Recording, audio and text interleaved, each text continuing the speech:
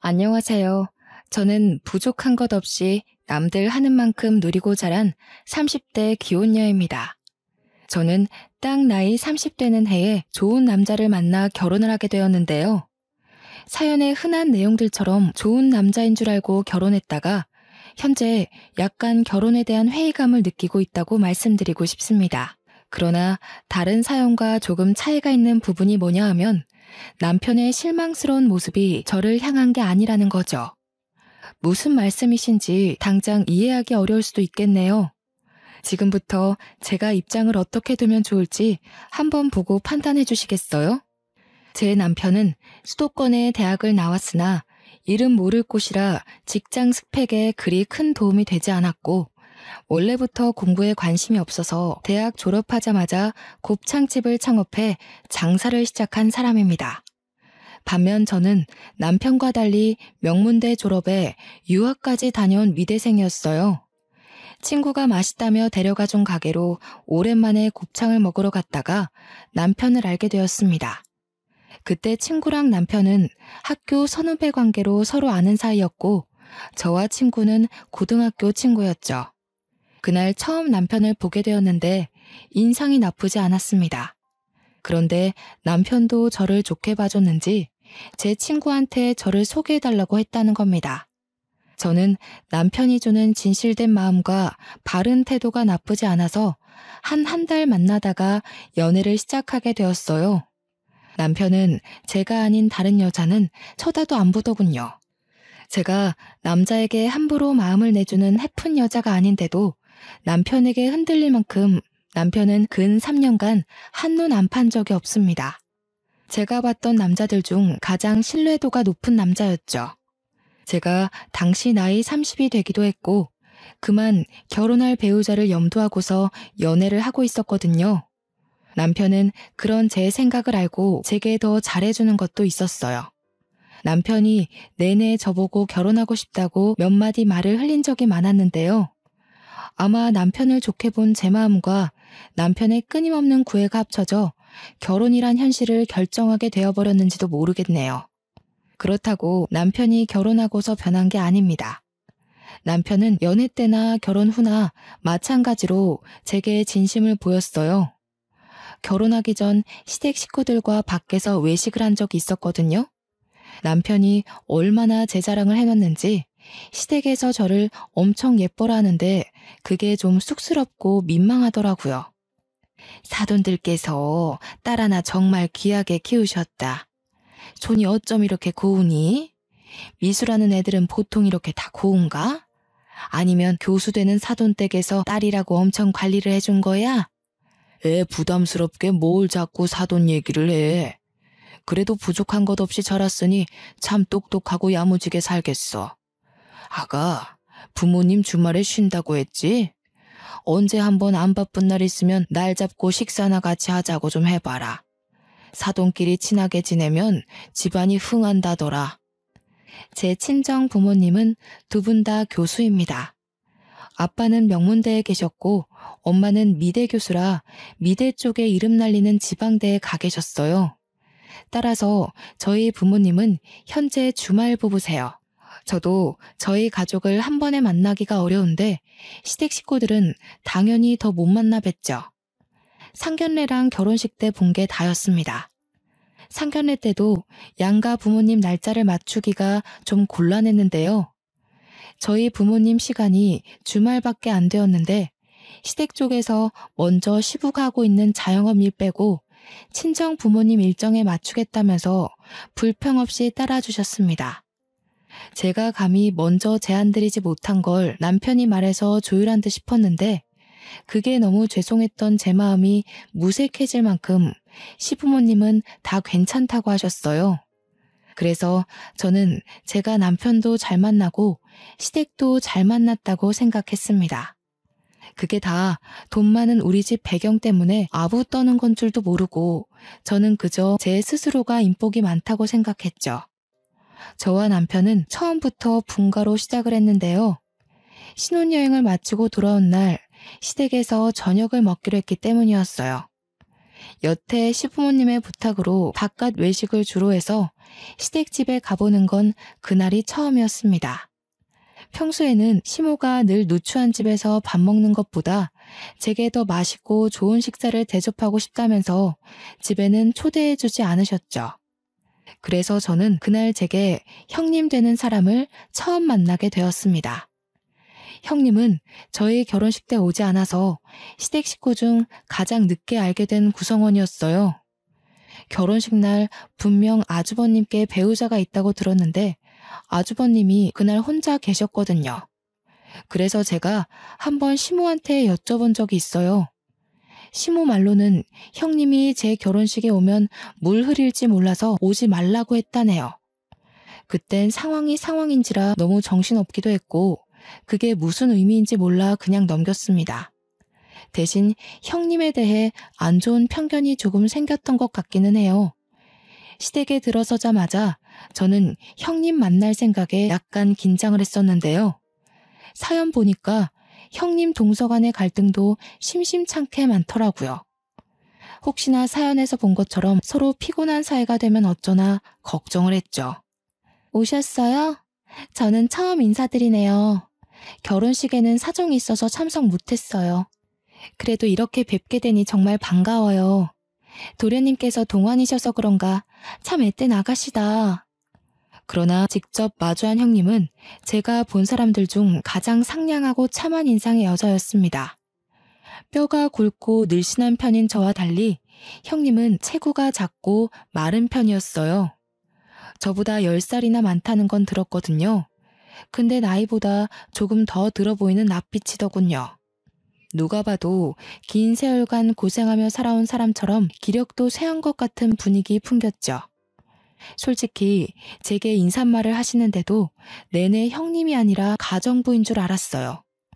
형님이 앞치마를 한 채로 급하게 씻은 손을 닦으며 우리를 마중 나왔는데 다른 식구들 집중이 분산되었을 때 혼자 동떨어져서 제게 인사하는 탓에 더 그래 보였던 것 같네요.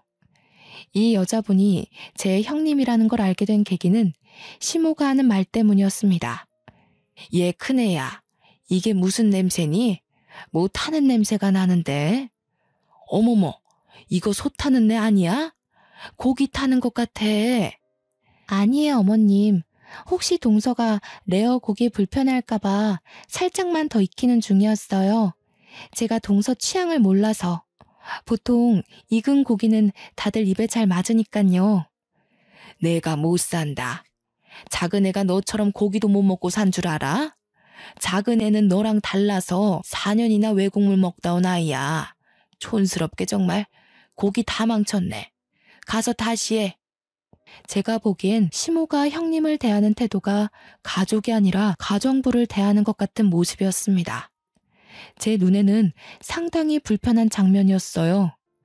그런데 형님은 금방 시모에게 죄송하다고 인사를 하고 급하게 주방으로 뛰어들어가더군요. 아무도 그런 형님을 신경 쓰지 않았는데 이 모든 게 당연한 듯 이어져 온 분위기 같았어요. 저는 그때 시모와 시부의 모습이 낯설었고 이런 상황에도 별 생각 없는 남편과 아주버님의 모습도 낯설었습니다. 식사를 하는데도 다를 건 없었어요.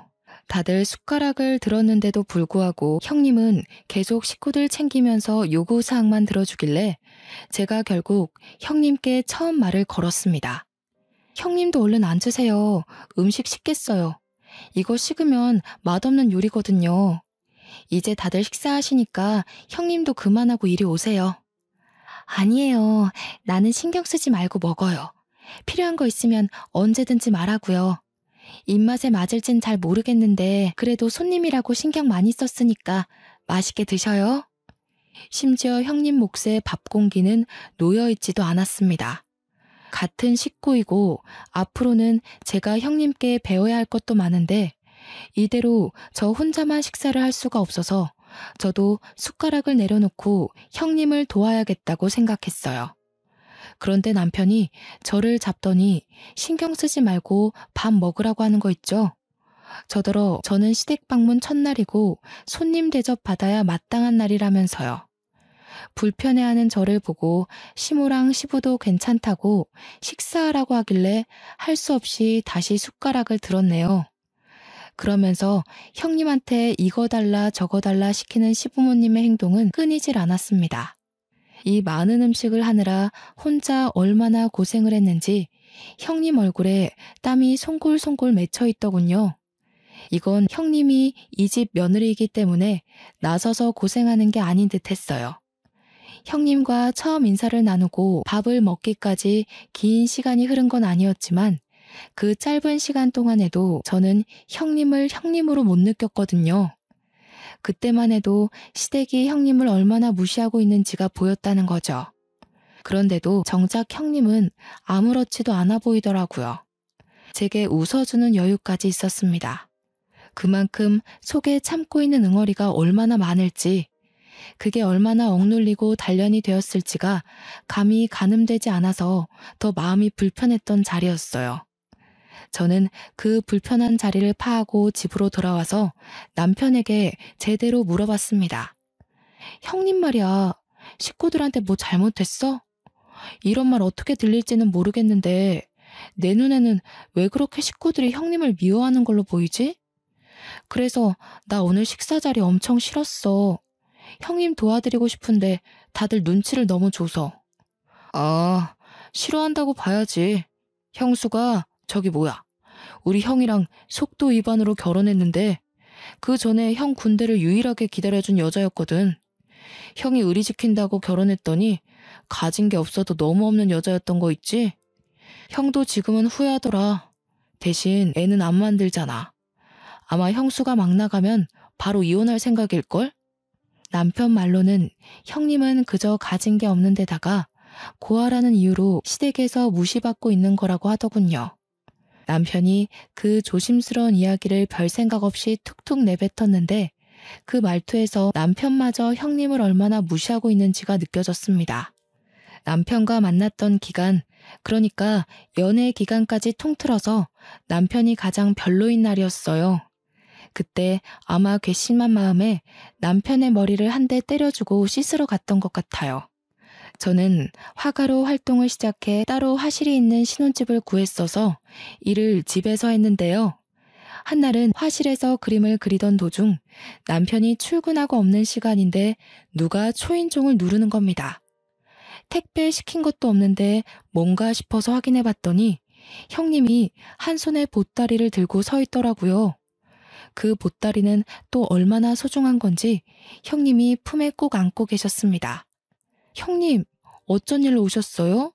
저희 집은 어떻게 찾으시고 연락 주셨으면 제가 시댁에 찾아가면 되는데요. 어머님이 주소 알려줘서 안 헤매고 잘 찾았어. 다름이 아니라 이거 어머님이 동서 갖다 주라고 하더라. 그래요? 이것 때문에 여기까지 일부러 오신 거예요? 너무 고생하셨겠는데 어머님도 참 저한테 연락하시면 될 걸 왜 형님한테 이런 부탁을 하셔선. 저는 형님이 품에 안고 온 걸 받아서 바로 풀어봤습니다. 웬 예물함이더라고요. 그러고 보니 생각이 난 건데 상견례 때 신모가 정말 귀한 며느리 들어오면 자신이 아꼈던 주얼리로 예물을 주고 싶다고 했던 게 기억이 났어요. 제가 이걸 받고 기뻐할 수 없었던 이유는 이것 때문에 굳이 형님을 시켜서 먼 거리를 오게 했냐는 거죠. 급한 것도 아니었고 가지러 오라고 하면 제가 얼마든지 가지러 갈 수 있는 거였다는 겁니다. 예쁘다. 동서랑 참 잘 어울리겠어. 어머님이 동서 칭찬 정말 많이 하거든. 내가 봐도 동서 같은 사람이 우리 집에 들어온 건 정말 축복인 것 같아. 형님이 정말 환하게 웃으면서 저를 칭찬해 주는데 문득 그런 형님의 목이나 손에는 이런 보석 없다는 걸 알아챘어요. 형님은 저보다 먼저 시댁에 들어간 며느리잖아요. 장남의 배우자이고 집안의 기둥을 지키는 첫째 며느리지 않습니까? 그런데 이걸 제가 받았고 형님은 받지 못했으니 제 마음이 얼마나 안 좋았겠어요. 이걸 가져온 형님은 얼마나 더 속이 상하고 자존심이 무너졌을까 걱정이 되더라고요. 차라리 풀어보지 말걸 바보같이 뒤늦게 후회했네요. 형님, 식사 안 하셨죠? 와서 밥 한 끼 하고 가요. 좀 있으면 저녁인데 오늘 남편이 회식 있다고 하더라고요. 저 혼자 밥 먹기 외로워요. 아이고, 이걸 어쩌나? 집에 말도 안 했고 내가 없으면 식사 준비할 사람이 없는데 동서 생각해서 같이 있어주고 싶지만 말씀을 못 드리고 온 거라 좀 곤란할 것 같아. 제가 어머님께 전화드리면 되죠. 어머님이 허락하시면 밥 먹고 가는 거예요? 집까지는 제 차로 태워드릴 테니까 밤길 걱정하지 마시고요. 난처해하며 고민하는 형님을 제가 막무가내로 끌고 들어왔습니다. 형님이 너무 불편해해서 바로 시모한테 전화를 드렸는데 시모가 살짝 당황하더니 오랜만에 식구 데리고 외식하면 된다면서 저랑 형님더러 같이 식사 잘하라고 하대요. 형님한테 그대로 전했더니 형님이 처음보단 조금 안정된 표정이었어요. 형님, 제가 요리를 못해서 배달시켰는데 괜찮죠? 요즘 배달 음식도 진짜 잘 나와요. 이건 제가 쏠게요. 아이고, 뭐하러 돈을 썼어. 내가 해줄 걸 그랬네. 괜히 내가 오는 바람에 동서가 돈까지 쓰고 미안해서 어째? 형님은 참 미안할 것도 많아요. 형님, 그동안 매일 식구들 밥 차리느라 요리하는데 신물 났을 거 아니에요. 저희 집이니까 집주인인 제가 손님한테 대접하는 건 당연하죠. 형님이 너무 고마워하면서 제 두 손을 잡아주는데 나이 40대 손치고는 많이 거칠어서 안타까웠습니다. 저희 집안에는 아직 신혼이기 때문에 저와 남편의 웨딩 사진이 참 많았는데요. 형님한테 집 구경을 시켜주려 한 걸 어쩌다 보니 웨딩 사진 앞에서 한참이나 서 있었어요. 형님이 그걸 유독 좋아하시는 것 같아 자리를 뜨기도 애매했죠. 사진 하나하나를 진정성 있게 봐주시는데 옆에 서 있던 저는 쑥스러운 마음에 형님 옆에 가서 괜히 툴툴거려 보았습니다. 저 이 사진 때문에 한 일주일은 굶다시피 했거든요. 얼마나 배고팠는지. 촬영 끝나자마자 폭식했다니까요. 그래도 너무 예쁜걸. 얼마나 행복했을까. 그래, 결혼은 이런 거였지. 나도 한때 우리 남편이랑 좋은 시간이 있었는데. 형님 웨딩 사진도 보여주세요. 보고 싶어요. 형님은 피부도 하얗고 눈도 크셔서 웨딩 사진 엄청 예쁘게 나왔을 것 같은데. 가지고 계세요? 저는 이때 제가 실수했다는 걸 눈치 못 채고 머뭇거리는 형님에게 어린아이처럼 보챘습니다. 보여주고 싶은데 나는 웨딩 사진이 없어. 결혼식 못하고 혼인신고만 했거든. 이런 거 한번 입어보고 싶은 게 소원이야. 저는 결국 형님 입으로 사실을 들어서야 형님 사정을 알아챈 거예요. 이때 얼마나 당황했는지 모릅니다. 제 자신이 정말 창피했던 순간이었어요. 웨딩드레스 입은 모습이 너무 부러워서 그렇게 빤히 보고 계셨는 줄도 모르고 바보같이 형님한테 상처를 줘버린 셈이라고 생각했죠. 저는 뒤늦게나마 죄송하다고 사과를 했더니 형님은 그저 웃으면서 괜찮다고 하더군요. 얼른 형님을 데리고 화실을 구경하러 갔습니다. 형님은 제 그림에 놀라며 진심으로 찬사를 보냈어요. 저는 거기서 형님을 모델로 하고 작은 화판에 형님 초상화를 그려서 선물로 주었는데요. 형님이 세상을 다 가진 얼굴로 기뻐하는데 그 모습을 보니 저까지 기분이 좋아지더라고요. 무엇보다 제 그림을 소중히 생각해주는 형님의 태도에 감동을 받았습니다. 밥을 먹고 형님을 시댁 앞까지 태워다 줄 때만 해도 저는 형님의 외로움을 조금이나마 달래주지 않았나 싶어서 뿌듯했어요. 그러나 다음날 시부모님의 부름에 남편보다 먼저 시댁에 도착한 저는 형님의 얼굴을 보고서 제가 형님한테 큰 실수를 했다는 걸 깨달았습니다. 형님 볼 한쪽에 손톱으로 긁힌 것처럼 상처가 있는 거 아니겠어요? 형님한테 얼굴이 왜 그러냐고 하니까 그저 별일 아니라고 하며 여느 때처럼 웃기만 했는데 어딘가 모르게 형님 표정이 음울해 보였어요. 그러던 중 방에서 시모가 나왔는데요. 저를 발견한 시모가 썩히고 있던 얼굴을 활짝 펴더군요. 그때 형님은 급히 자리를 피했습니다. 우리 아가 언제 왔니? 미리 도착했구나. 참 예의도 발라. 왔으면 앉지 않고 뭐하러 서 있었어. 네, 방금 와서 형님이랑 인사 나누느라. 그런데 어머님, 형님이 좀 다친 것 같아요. 얼굴이라 흉지면 안 되는데 말 좀 해주세요. 내버려 둬라. 주제도 모르고 집을 오래 비웠으니 대가가 어떤지는 톡톡히 알아야지. 아가 넌 신경 쓸 거 없다. 그리고 웬만하면 큰애한테 뭐 사주고 그러지 마라. 버릇돼. 보니까 제가 어제 밥 먹고 가라고 붙잡는 탓에 형님은 집에 늦게 들어왔다고 시모한테 따귀를 맞은 거였어요. 그런데도 시모는 눈 하나 깜짝 안 하고 당연한 일상처럼 말을 하는데 순간 소름이 돋는 겁니다. 형님께서 대우 못 받고 지낸다는 걸 대충 알고 있었지만 형님이 그간 어떻게 지내왔는지가 그날 전부 파악되더라고요. 그날 자리에 모이게 된 이유는 시부가 불러서였는데요. 저희는 식사 자리에 앉아서 대가족 회의를 나눴습니다. 그땐 그래도 식구라고 생각해주는 건지 시부가 형님한테 음식 준비 잠깐 두고 앉으라고 하더군요. 내가 나이도 있고 언제 어떻게 될지 모르니 미리 재산 상속에 대해 회의를 하려고 해. 오늘 당장 정한다는 게 아니고 대충 내 생각이 어떤지 과연 타당한지 들어보라는 거야. 재산 얘기가 걸리니 남편이랑 아주버님이 바짝 긴장을 했습니다. 그래도 아주버님이 제 남편보다는 덜 불안했어요. 장남이니까 자신에게 떨어지는 재산이 더 많을 거라고 보고 있었죠. 그런데 시부가 뒤이어 하는 말에 식구 모두가 초토화되고 말았는데요. 작은애 집에 70, 큰애는 30으로 생각하고 있다. 네 엄마랑 생각 많이 해보고 내린 결정이니까 어떻게 생각하는지 의견을 말해보거라.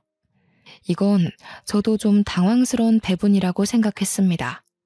저 역시 당연히 아주버님께 더 많은 재산이 가리라 봤거든요. 아니나 다를까 식구들 중 아주버님이 가장 난리가 났어요. 말도 안 돼요. 제가 이 집 장남이잖아요. 근데 어떻게 제철이한테 재산을 더 많이 넘기시는 건데요? 납득할 수 없어요. 제자리 걸음하는 가정에 투자 많이 해주면 뭐 하겠냐. 미래가 창창한 제철이 부부한테 투자하는 게 합당하지. 작은 며느리의 집안을 무시할 수가 없구나. 시부는 듣기 불편하게 저희 부부와 아주버님 부부 재력을 비교했는데요. 그래서 더 난리 난 거죠. 아주버님께선 재산일로 서운한 건 알겠는데 그 화살이 전부 형님에게 돌아간 거 아니겠습니까? 당신은 대체 나한테 도움이 되는 게 뭐야? 가진 게 쥐뿔도 없으면 남편 발목이라도 잡지 말아야지. 내가 왜 당신 때문에 재산도 못 받아야 하냐고. 내가 장남이 돼서 길을 한번 못 펴. 와이프 자리가 수준 떨어져서 어디 나서기가 쪽팔려 죽겠어. 아주버님이 화나서 퍼붓는 원망에 형님은 그만 눈물을 보였습니다. 고개를 숙이고 아무 말도 못하고 있었어요. 긴 세월 동안 의지되는 사람 없이 혼자서 이 지옥 속에 살아왔을 텐데 얼마나 힘들었겠습니까? 제가 다 마음이 괴로워서 저까지 눈물이 찔끔 나더군요. 근데 여기서 저를 정말 화나게 했던 건 아주버님의 횡포를 지켜만 보는 식구들이었습니다. 다들 형님을 향해서 혀만 끌끌 차고 있는 거 아니겠어요? 결국 보다 못한 제가 목소리를 높이며 나섰어요. 됐어요, 아버님. 저희 그깟 재산 없어도 잘 먹고 잘 사니까 그냥 아주버님 다 드리세요. 그리고 아주버님, 아무리 화나도 그렇지 형님한테 어쩜 그러실 수가 있어요? 너무 무례하신 거 아니에요? 아주버님께선 형님 없었으면 장남 노릇도 못했어요. 형님처럼 뼈 빠지게 내조해주는 게 어디 쉬운 일인 줄 아세요? 제 말에 다들 당황해서 가만히 있는 걸 외면하고 저는 형님을 일으켜서 제 자리를 벗어났습니다.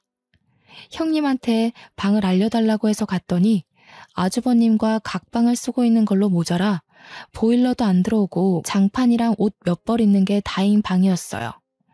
제가 정의 사도는 분명 아니거든요. 그런데 까도 나오는 형님의 처지를 보니 시댁한테 더더욱 열불이 확 나는 겁니다. 형님, 이런 말 주제 넘는다고 생각할지 모르겠는데 이혼하세요.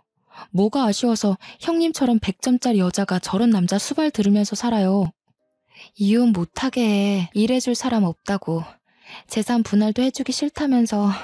난 괜찮아. 이러다 또 말아. 동서, 얼른 나가봐. 어머님이 나랑 같이 있다고 또 한 소리 하실라.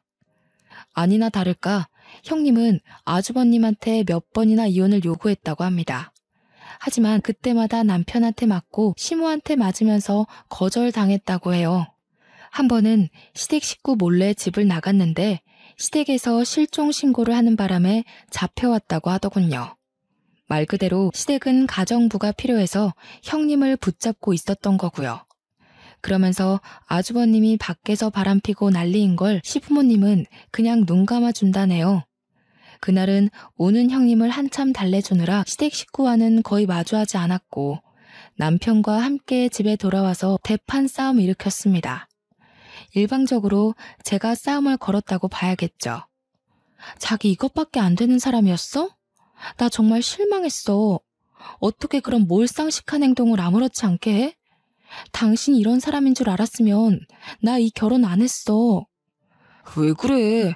형수 일에는 신경 쓰지 말라니까. 원래 저렇게 살아온 사람이야. 고아라서 문제될 것도 없고 어디 신고할 용기도 없는 여자야. 뭐라고? 자기 정말 최악이었구나. 내가 형님처럼 가진 거 없는 여자였어도 그랬겠네? 아니지. 아예 날 거들떠보지도 않았으려나? 무슨 소리야. 난 네 배경 같은 거 모른 채로 너 좋아한 거야. 좋아하다 보니까 네 배경이 어떤지 보였던 거고. 네가 형수 같은 여자였으면 시작조차 안 했어. 너랑 형수는 근본부터가 다른데 왜 그런 소리를 해? 다르긴 뭐가 달라. 다 똑같은 사람인데. 내가 정말 당신이랑 시댁 식구 이해해보려고 했거든? 근데 이건 아니야. 어머님, 아버님까지 나한테는 다 최악으로 보였다고. 저는 여태 남편과 지내면서 큰 싸움을 한 적도 없고 큰 소리를 낸 적도 없어요. 그런데 그날엔 너무 화가 나서 남편에게 처음 소리를 질러봤네요. 남편도 이런 제 모습을 처음 봐서 그런지 당황해서 입만 벙긋거리더라고요. 형님한테 사과해. 그리고 당신이 아주버님 말려. 우리가 시댁 재산 포기할 테니까 아주버님 보고 앞으로 정신 똑바로 차리라고 해. 뭐? 아니, 우리가 왜 그래야 되는데? 아빠가 우리한테 돈 준다잖아. 지금은 70, 30이지만 우리가 잘하면 더 떨어질 수도 있어. 그 아까운 걸 왜 포기해? 그래, 그럼 그 돈 받고 혼자 살던가. 우리 혼인신고도 안 했는데 그만 갈라서자. 나는 이렇게 정신머리 없는 남자랑 절대 못 살아. 친정 갈 거라고 미련 없이 돌아서는 저를 남편이 급하게 붙들며 이러지 말라고 무릎을 꿇더군요. 저는 이 시댁에 아쉬울 게 없는 사람입니다. 재산도 시댁보다 우리 친정이 더 많아요. 이 결혼은 정말 남편 하나를 사랑해서 한 거라 제가 쥐고 있는 건 남편 하나뿐이란 거죠. 그래서 따로 포기할 게 없으니 남편 하나 버리면 그만이라는 겁니다. 안 돼. 나 자기 없으면 집에서 대접 못 받아. 내가 자기처럼 과분한 사람을 아내로 둬서 부모님이 날 그나마 지켜 세워주는 거란 말이야. 원래는 장남 입에 달고 다녔어. 제발 갈라서는 건 안 돼. 당신이 당신 가족이랑 다르다는 거 나한테 증명할 수 있어? 그걸 보여주지 않으면 나 더 이상 당신 못 믿어. 그러니까 당신이 가족들한테 말해. 형님 놔주라고. 그건 내가 간섭할 수 있는 부분이 아니야. 괜히 나섰다가 미움만 사서 상속 부분에 문제라도 생기면 그것만 아니면 정말 당신이 시키는 거 다 할 자신 있어. 그럼 내가 가서 말할 테니까 당신은 옆에서 내가 시키는 대로 해. 내가 어머님 아버님한테 그리 대단한 존재라면서? 당신보단 내 말이 먹힐 것 같네. 이것까지 말리면 나 당신이랑 살림 이어갈 생각 없으니까 잘 판단하고. 그날의 싸움 이후 저는 이혼 서류 한 장을 챙겨서 시댁을 들렸고 남편은 연차까지 내면서 굳이 저를 뒤쫓아왔습니다. 제가 간다는 연락을 안 했던 터라 연락 못 받은 시모와 아주버님 표정은 그저 순진무구했는데요. 아쉽게도 시부는 일 때문에 안 계시더라고요. 저는 그대로 앞뒤 상황 설명 없이 그대로 아주버님께 다가가 형님과 당장 이혼하라고 선포했습니다. 아주버님께서 형님이랑 이혼하지 않으면 제가 남편이랑 이혼할 거예요. 제가 불편한 꼴은 못 보고 사는 사람인데 아주버님이랑 형님 관계 보는 게 제 입장에서 굉장히 힘들고 괴로워요. 그러니까 아주버님이 형님과 관계를 끝내던지 아니면 제가 이 집을 나감으로써 더 이상 그 꼴을 보지 않던지 하려고요. 뭐라고요? 아니 잠깐만요. 느닷없이 찾아와서 갑자기 뭔 소리예요?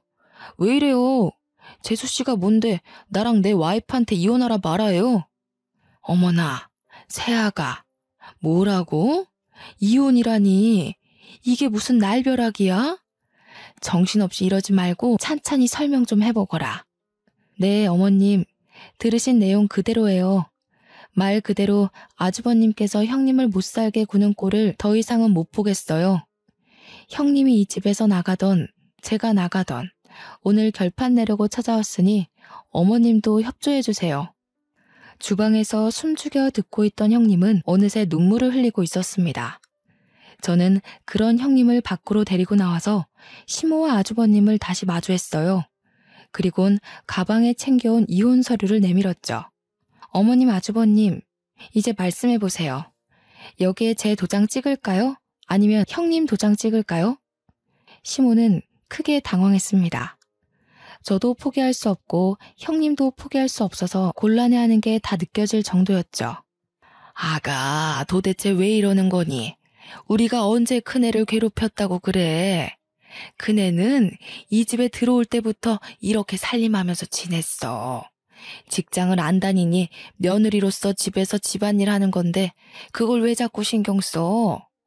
어머님, 그거 아세요? 해놓고 안 했다고 하는 건 거짓말이잖아요. 근데요, 해놓고도 모르는 건 그냥 사악한 거예요. 제가 오죽하면 어머님께 이렇게까지 말하겠어요. 이 여자가 진짜? 재수씨, 지금 뭐라고 했어요? 집에 돈 좀 있다고 이렇게 어른 막 대도 되는 거예요? 여보, 우리 이혼해야겠다. 어머님이랑 아주버님은 우리가 이혼하길 바라나 봐. 내가 자기 도장 챙겨왔거든? 빨리 찍어. 안 돼. 뭐해, 형. 빨리 도장 가져와서 찍어. 형수도 얼른 도장 챙겨와요. 나 진짜 와이프랑 이혼하게 되면 이 집 가만 안 둬. 제가 도장을 찍으려 하자 그제서야 시모도 황급히 소리치며 제 손을 막았습니다. 형님한테도 빨리 이혼 서류 작성하라고 재촉하더군요. 그 길로 저는 형님 짐까지 챙겨서 그 집을 나왔어요. 부동산에 일하는 아는 지인을 통해서 형님이 당분간 지낼 만한 곳을 알아보고 단기 계약을 마쳤죠. 동서, 이렇게까지 안 해줘도 되는데 내가 너한테 피해를 준 건 아닌가 몰라. 집에서 어떻게 감당하려고 나섰어. 나는 정말 무시해도 되는 사람인데. 세상에 무시해도 되는 사람이 어딨어요? 저는 잘못된 걸 잘못됐다고 알려줬을 뿐이고 그걸 따지고 든다면 저도 그 집이랑 가족하기 싫어요. 솔직히 저도 부모님한테 시댁꼴이 이렇다고 말하기 창피해서 참아주는 거예요. 그날 형님이 홀로 안 좋은 생각을 할까봐 저는 저녁까지 같이 먹고서 헤어졌습니다. 마지막에 작별할 때는 형님이 자기 방보다 좋은 데 구해줬다고 고맙다며 웃는 모습을 보고 나왔네요. 그렇게 형님은 아주버님이랑 합의 이혼을 하게 되었고요. 재산을 나눌 게 생각보다 많아서 형님한테는 여러모로 득이 되는 이혼이었습니다. 이 사실을 몰랐던 시부는 열을 내면서 아주버님을 앉혀놓고 쓴소리를 많이 했나 보더라고요. 그러면서도 이 문제를 일으킨 원흉, 저를 따로 부르진 않으셨어요. 식구끼리 함께 만나는 자리가 있더라도 시부는 그것에 대해 따로 말을 붙이지 않았고요. 시댁은 제가 한바탕 업고 난 이후 분위기가 좀 바뀌었습니다. 형님을 괴롭혔던 것처럼 제게 똑같은 화살이 날라왔다는 게 아니라 저를 눈치 보기 시작했다는 거예요. 제 입으로 이런 말하기 민망하지만 저를 놓치지 않으려고 애쓰는 모습들이었어요. 그래서 제 이혼은 일단 보류하기로 결정이 되었고요. 대신 남편을 통해서 시댁 모두에게 경고는 해줬습니다. 한 번만 더 사람 인격 함부로 모독하면 가차없이 이혼하겠다고, 2번 넘어가주는 일은 없을 거라고 했어요. 남편이 그대로 시댁에 전했다고 했더니 시댁 식구들이 그 뒤부터 제 앞에서 함부로 입도 뻥끗 못하더라고요. 그렇게 몇 년이 흘렀을까요? 저는 형님과 계속 연락하며 지내고 있었는데요. 제가 형님께 반찬 가게 하나를 차려줬는데 형님은 평소 훌륭하던 요리 솜씨 덕분에 매출이 3달 만에 급등하여 바쁜 하루를 보내는 중이더라고요. 그리고 제가 형님을 이혼시킨 거니 저도 어느 정도 책임을 느껴서 공짜로 가게 차려준 거거든요. 그런데 형님이 자꾸 돈을 갚으려고 하는 거 아니겠습니까? 안 받으려고 끝까지 버티고 있었는데 한날 형님 가게에 놀러 갔다가 받은 봉투 더미 때문에 할 수 없이 형님한테 지고 말았죠. 진짜 너무해요. 제가 형님한테 돈 받으려고 가게 차려준 줄 아세요? 이러면 제가 생색내는 사람 같잖아요. 저 속물 아닌데. 생색 좀 내줬으면 좋겠네. 내가 누구 덕에 팔자를 폈는데. 보답하고 싶어도 받아야 할 사람이 통 마음을 안 열어주니까 내가 갚아줄 기회가 없잖아. 이렇게 빚지고 갚고 해야 나도 돈 모으는 재미가 있을 거 아니야. 받아줘. 형님 솜씨를 알고 있던 저는 가게 매상이 좋을 거라고 예상하고 차려준 장사거든요. 제가 예상한 대로 반찬 가게 매상액이 상당히 좋았고 저는 단지 그게 기뻤을 뿐인데 형님은 내내 저에게 빚을 졌다고 생각하고 있었나 보더라고요. 제가 이 두둑한 봉투를 받는다고 해서 형님 살림에 큰 영향이 되는 건 아니었어요. 이 봉투만으로도 벌써 제 돈을 거의 다 갚은 상태나 다름없었죠. 그럼에도 불구하고 이 돈을 받는 것이 영 불편했던 저는 그 순간 정말 기특한 아이디어 하나가 떠올랐습니다. 형님 가게에 잠깐 브레이크 타임을 걸어놓고 형님을 데리고 외출을 했어요. 형님이 어디 가냐고 가게 문 오래 닫은 적 없는데 손님 와서 그냥 가면 어떡하냐고 오만 걱정을 다 했으나 저는 무작정 형님을 이끌기만 했죠.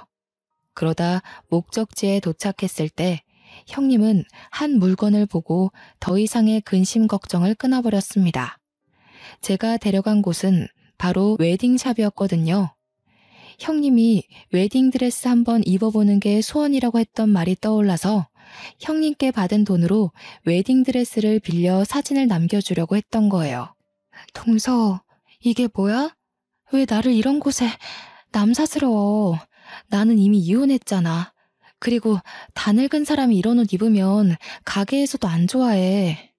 형님, 요즘 세상이 어떤 세상인데요. 웨딩샵 오는 고객 연령대 엄청 다양해요. 그리고 요즘은 결혼은 하기 싫은데 웨딩드레스는 입고 싶어서 빌리러 오는 사람 많아요. 단순히 안심시켜주려고 한 말이 아니라는 건 웨딩샵 직원들을 통해서 증명이 되었습니다. 직원들도 민망해하는 형님이 편안한 마음을 가질 수 있도록 다양한 사진들을 보여주셨어요. 덕분에 형님은 드레스 한번 입어볼 용기를 얻게 되었죠. 위에서도 말했듯이 형님이 피부가 정말 하얀 사람이에요. 그래서 그런가? 웨딩드레스를 입는데 하나하나 다 잘 어울리더라고요. 그중 형님이 좋아하는 드레스 하나를 골라서 우리는 바로 옆 스튜디오에서 촬영까지 하였습니다. 서로 미루기만 하던 돈으로 결제를 한 거라서 둘 다 미안할 게 없었어요. 직원 말로는 액자는 한 달 뒤에 받을 수 있다고 하더군요.